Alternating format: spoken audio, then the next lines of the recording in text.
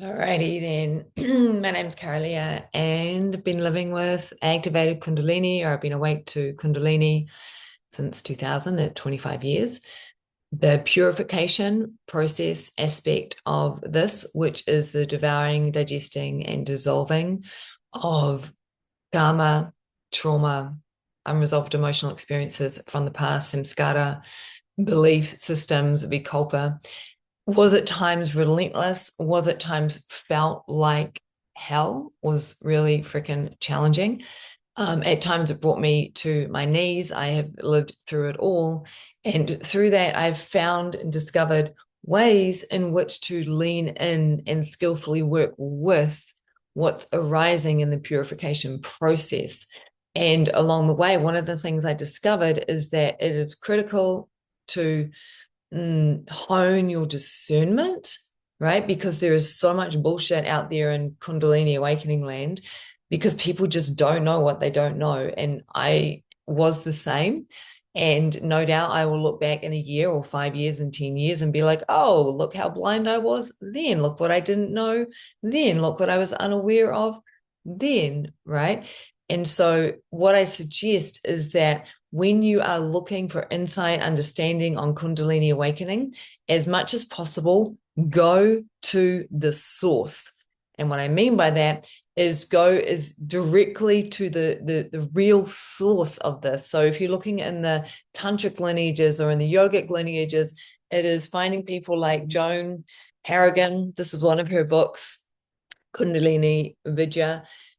Joan was a disciple, a student of a particular yoga guru who was part of a lineage that worked with Kundalini. That lineage went back 500 years or more, right? So this is the legit, real deal. And Joan was doing, I don't think she works one-on-one with people anymore. I think she's maybe in her 70s or 80s.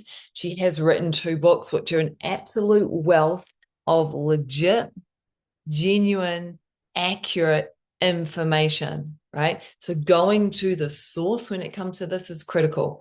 Other people that are worth checking out, Gopi Krishna. Gopi Krishna famously in the 40s or 50s had quite an intense awakening, went through a full-on purification process and wrote extensively. He wrote 10, 20 books on his direct experience of Kundalini Awakening, plus the research and study that he did. He was incredibly thorough. And again, very good information that gets away from all of the new age bullshit that is out there in Kundalini Awakening land. Because what I see time and time again with people that I work with people that contact me, people just don't know what the fuck is going on. They don't know, right? And understanding the path, understanding the territory that you are traversing, the landmarks, the pitfalls, and the obstacles. Oh my God, there's so much relief in that. Like when I went through everything I went through, I didn't even know it was a Kundalini Awakening until 2006 when I happened to encounter a Swami when I was doing a workshop with him, and that set me on the right, not it just gave me the breadcrumb I needed to recognize, okay, this is a thing. It's clearly described within Tantra, within yoga. They get it. Tantra and yoga get it. They understand it. They know it. It's in the text. The Recognition Sutra talks about this awakening process, right? Shiva Sutras talks about this awakening process. These texts, which are 1,000 years old or older, talk about this process. And they're talking about it from direct experience, from walking the path, because the thing is, right, is that when Kundalini activates, or we awaken to Kundalini, that is only the beginning of the process. It does not mean that we are awake or self-realized yet, although there might be a certain level of awakeness. And Karen Trace, she talks about this eloquently in her book, right?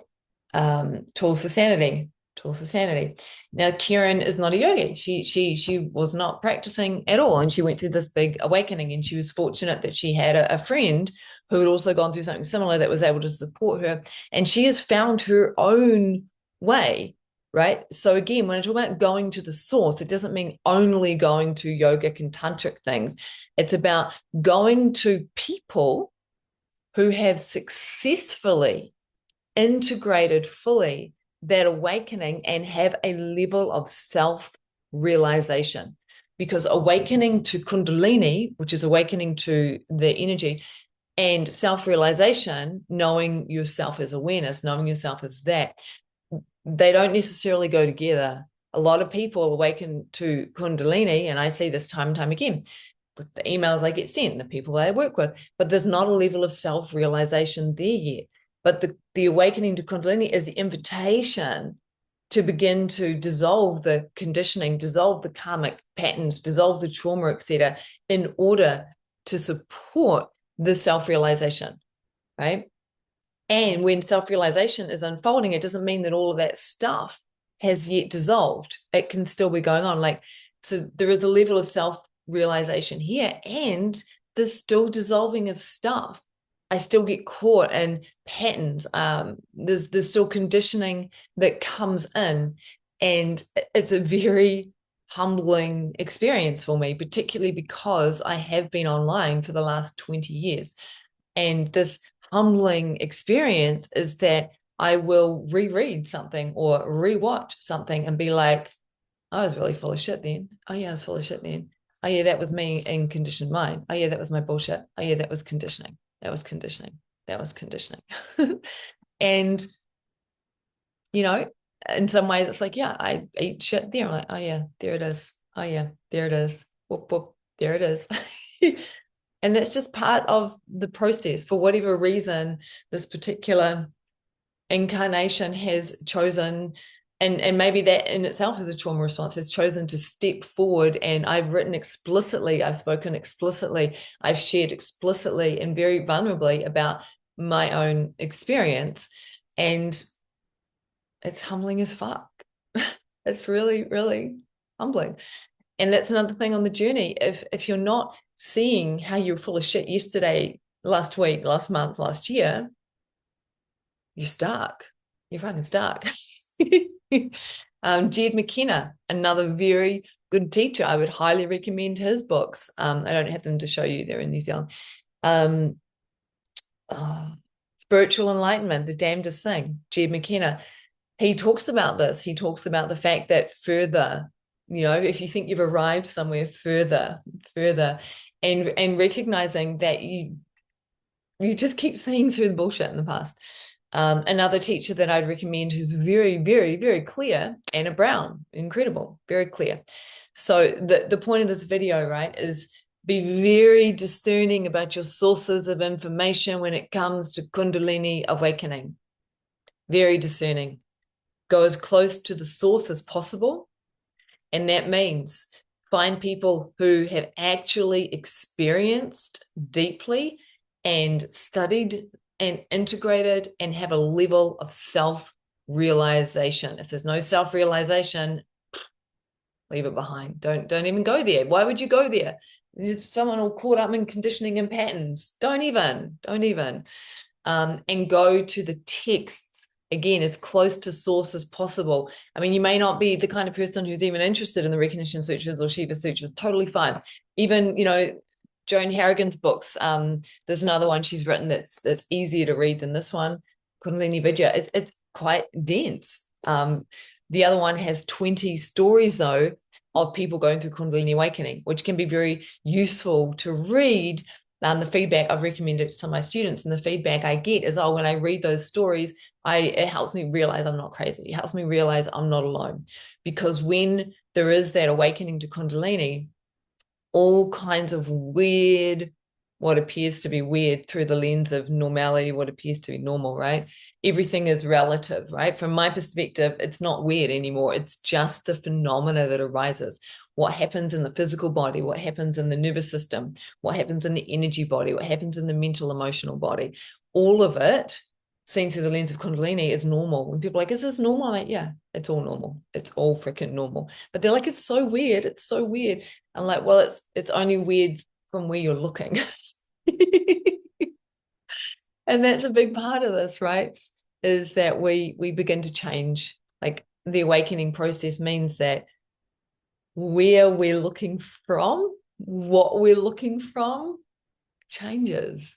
And therefore, what we're looking at changes.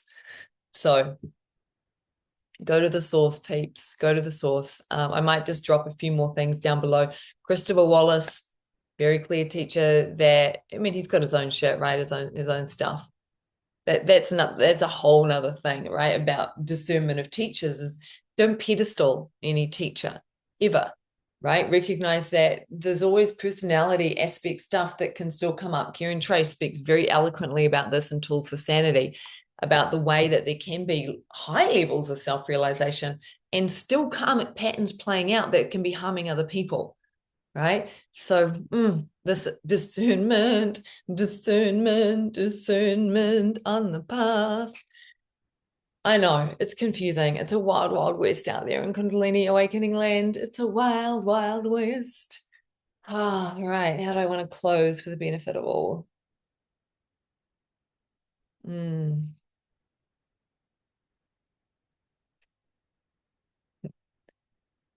There's a piece in here around trusting her, trusting Kundalini herself, Kundalini Shakti. Feel her, surrender to her, know her, let her lead you. Make yourself available to life, surrender to life. And if you do want support, if you're like, fuck it, I want to walk this journey with someone, I work with people. I work with people really affordable for the kind of work that I do with people. You can also work with Karen. She works with people. The price point's a lot higher at this point in time. You know, who else would I recommend? Anna Brown sees people, right? You can work with Anna. And it's about finding someone that you connect with. Like when I work with people, there's two aspects of how I'm working with people. One, I'm fucking straight up bullshit. No bullshit. I'll call you on your shit. You know, like that's what I do. When someone's like, oh, I'm struggling with fear, I'm like, okay, what's the struggle? Well, there's fear. Okay, cool. Let's meet it. Well, I don't want to. The invitation is to meet whatever's there. So when I work with people, I'm inviting and supporting you to increase your capacity and ability to meet whatever's there. So it can be devoured, digested, and dissolved. So there's a part of me that's like, fucking no bullshit, let's go. The warrior aspect, right? And when I work with people, oh my God, so much love and so much care. Like I see you and I feel you. I know how hard it is and I'm there, and no bullshit. It's both. So if that way of working appeals to you, reach out. Okay. Yeah. And just sending so much love, sending so much love. And remember, like right here, right now, in this moment, right here, right now, can you allow yourself to open up into essence nature, that which you are? Because there's nowhere to go, there's nothing to achieve. It is right here, right now. The isness of this. Big love, folks.